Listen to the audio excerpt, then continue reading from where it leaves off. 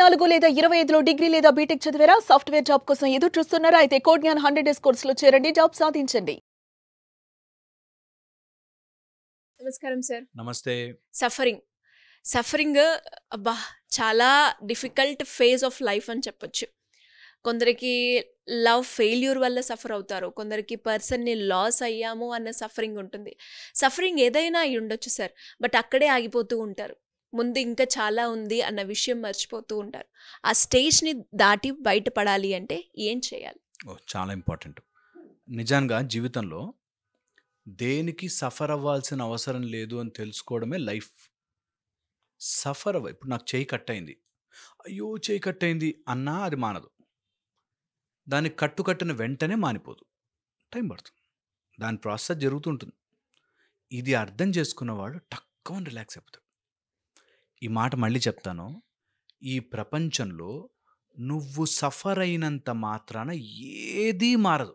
ఈ ఒక్క పాయింట్ తెలిస్తే జీవితం అలా ఆగిపోతుంది. మనకు కావాల్సినట్టుగా మారుతుంది. నేను మా అబ్బాయి బాగా చదువుకోవాలండి అని దేవుడా మా అబ్బాయి అని అనుకున్నా మీ అబ్బాయి బ్రెయిన్లోకి అయితే మ్యాటర్ పోదు. చాలా ఇంపార్టెంట్. చాలామందికి తెలియక మాలాగా కౌన్సిలింగ్ మస్తు డబ్బులు వేస్ట్ చేసుకుంటాం. నువ్వు బాధపడినంత మాత్రాన వాడు మారడు. ఎవరూ మారరు. నువ్వు సఫర్ అయినంత మాత్రాన ఏదీ జరగదు. ఇవి 3 లెవెల్స్లో ఉంటాయి. Physical suffering. ఓకే. దెబ్బ తగిలిన దాని గురించి సఫర్ అవుతుంటాం. మొన్న నాకు ఎల్లుండి ఇంటర్వ్యూ ఉందండి, ఈరోజు టైఫాయిడ్ వచ్చిందండి. ఎల్లుండి ఇంటర్వ్యూ ఉందంటే టైఫాయిడ్ వచ్చేసింది. ఎల్లుండి ఇంటర్వ్యూ అక్కడే ఉంది. నువ్వు బాధపడినంత మాత్రాన టైఫాయిడ్ తగ్గదు. నువ్వు బాధపడనంత మాత్రాన టైఫాయిడ్ తక్కువని మాయమైపోదు. నువ్వు ఏం చేయలేవు దాని గురించి. సఫర్ అవ్వడం అనవసరం. ఓకే. ఒక అతను ఇట్లా బస్ స్టాండ్ కూర్చుని లేట్ అయిపోతున్నా. నువ్వు వాచ్కి 50 సార్లు చూసినా, రోడ్డు వైపుకి 50 సార్లు చూసినా బస్సు రాదు. You don't have to suffer.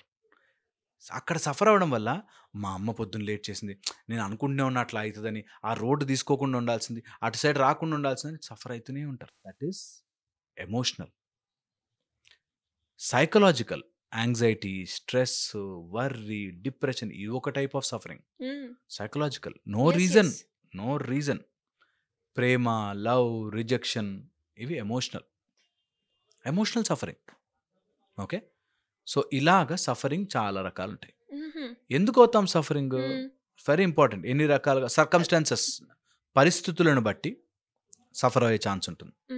ఆలోచనలు బట్టి సఫర్ అయ్యే ఛాన్స్ ఉంటుంది. ఆలోచనలు అంటే థాట్స్. ఓకే. నేను ఎప్పుడు థాట్ అని చెప్పను, థింకింగ్ వల్ల సఫర్ అవుతాం.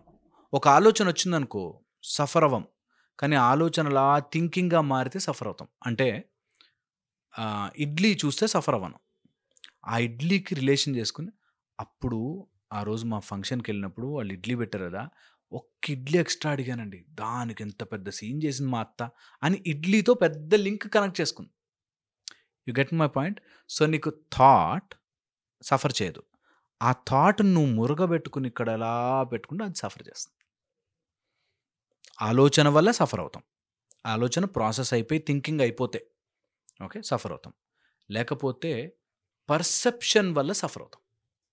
పర్సెప్షన్ వల్ల సఫర్ అంటే, నాకు అర్జెంటుగా వెళ్ళాలి, వర్షం పడుతుంది, అయ్యో ఇప్పుడు పడాలా, వేస్ట్ వర్షం అని అక్కడ సఫర్ అవ్వచ్చు. ఆర్ అక్కడ ఎవరో కొట్టుకుపోతున్నారు, నువ్వు వెళ్ళకపోవడం వల్ల రోడ్ అంతా బ్లాక్లో నువ్వు తప్పించుకున్నావు. జస్ట్ పర్సెప్షన్ చేంజ్, నువ్వు సఫరింగ్ మాయమైపోతుంది. ఏ సఫరింగ్ అయినా సరే. చారు అన్నమే ఉంది, చారులో సాల్ట్ వేయలే, అక్కడ ఒకళ్ళు బీపీ పెరిగిపోయి చప్పిడి కూడు తింటున్నారు. Just perception change.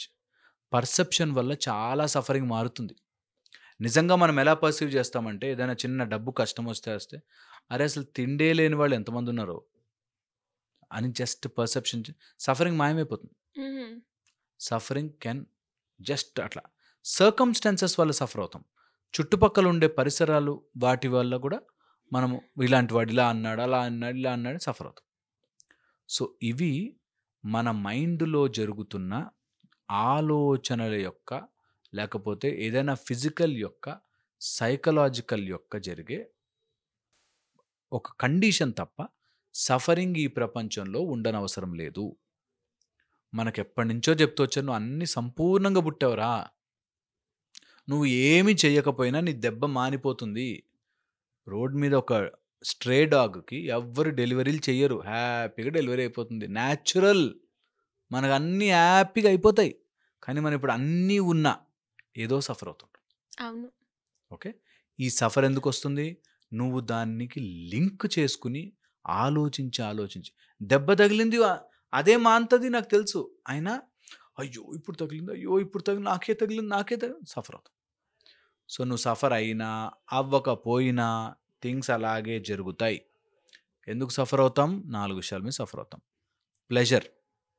ప్లెజర్, నాకు సుఖం కావాలి అని అనుకున్నప్పుడు అది దక్కకపోతే సఫర్ అవుతాం. సుఖం అని కూడా అనకూడదు, ఆ పాయింట్. ప్లెజర్ని ఆనందం, అదేదో అప్పటికప్పుడు ఆనందం కావాలి అన్నప్పుడు.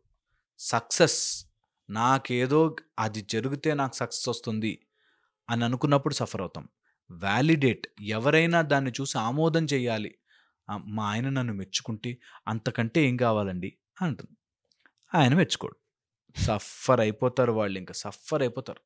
బట్ మెచ్చుకోడు, అక్కడితో సఫర్ అయిపోతారు. ఇది ఎక్కువగా ఉంటుంది రిలేషన్షిప్లో. ఏ రిలేషన్షిప్లో నువ్వు వాడెవడో వ్యాలిడేషన్ కోసం వెయిట్ చేస్తున్నావు, సఫర్ అయిపోయావు. వ్యాలిడేషన్ కోసమే. నిజంగా నేను వండానండి, మా ఆయన కనీసం దాన్ని చూసి థ్యాంక్స్ చేసావు అని కూడా చెప్పడు. థ్యాంక్స్ కూడా వద్దులేండి, కనీసం నువ్వు చేసావు నా కోసం అని కూడా ఉండదండి అని సఫర్ అవుతాం. And very important part of suffering, ఫోర్త్ది పర్మనెన్స్. ఏదైనా పర్మనెంట్గా ఉంటుంది అని అనుకున్నన్ని రోజులు సఫర్ అయిపోయావు. హాలిడేస్ వచ్చాయి, అబ్బా హాలిడేస్ అయిపోయా అని బాధపడతారు. వస్తే వెళ్ళిపోతాయి, హాలిడేస్ వస్తే అయిపోతాయి. మా కొడుకు పుట్టాడు అంటే వాడు ఏదో రోజు నిన్ను వదిలి వెళ్తాడు, కూతురు పుట్టింది అంటే పెళ్లి చేసుకుని వెళ్ళిపోతుంది, అబ్బాయి పుట్టాడంటే కోడలు వస్తుంది. Nothing is permanent. నువ్వు ఏదైతే పర్మనెంట్ అనుకుంటావో అక్కడ సఫరింగ్ స్టార్ట్ అవుతుంది, పుడుతుంది. నేను పర్మనెంట్, నా ఇల్లు కట్టుకున్నానండి, కష్టపడి రూపాయి కూడబెట్టి కట్టుకున్నానండి. నువ్వు ఏదైతే కట్టుకున్నాను కాబట్టి ఆ ఇల్లు జీవితాంతం నా దగ్గరే ఉండిపోతుంది అనుకున్నావు చూసావా, అక్కడ సఫరింగ్ అనే బీజం నాటుకున్నావు. ఏది పర్మనెంట్ కాదు. ఈరోజు ఏం జరిగినా నువ్వే పర్మనెంట్ కాదు. నువ్వు కట్టుకున్నవేంటి, నువ్వు సంపాదించుకున్నవేంటి, నీ పేరేంటి, నీ ప్రతిష్ట ఏంటి, నథింగ్ ఈజ్ పర్మనెంట్. ఇది తెలుసుకుని అలా ఉండగలగడం చాలా చాలా కష్టమైన పని, కానీ నిజంగా చేసుకోవాలి. ప్రతి అటాచ్మెంట్కి ఒక రెసిస్టెన్స్ ఉంటుంది. ఓకే, ప్రతి అటాచ్మెంట్కి ఒక రెసిస్టెన్స్ వస్తుంది. నువ్వు నీ ఎవరికైనా చాలా ఇష్టం, రోజు వాడితో వెళ్ళి కూర్చో, నీకు గొడవ వచ్చి తీరుతుంది. ఎంతసేపు పక్కనే కూర్చుంటే పిచ్చానికైనా ఇల్లు ఇంటికి వెళ్ళి అంటారు.